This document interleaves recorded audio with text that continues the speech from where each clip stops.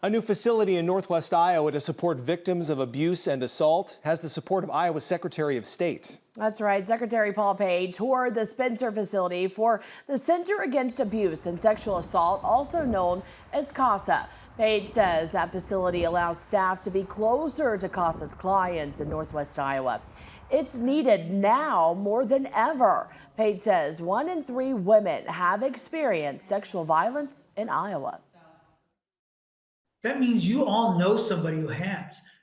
The sad part of it is that many of them choose not to tell anyone. Right. So they're holding it in. So emotionally and otherwise, they don't get the help they need.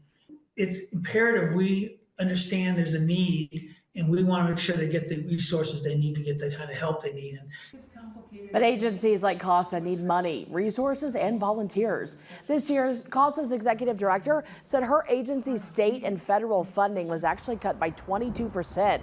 So they're always looking for grants to fund CASA. But there is more that Iowans can do to help.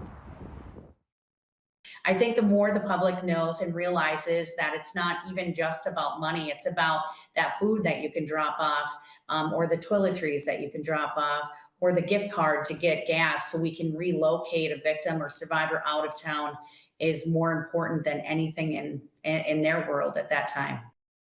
And if you would like to help CASA fulfill its mission by giving your money or your time, you can check out the link inside the story right now on KTIV.com.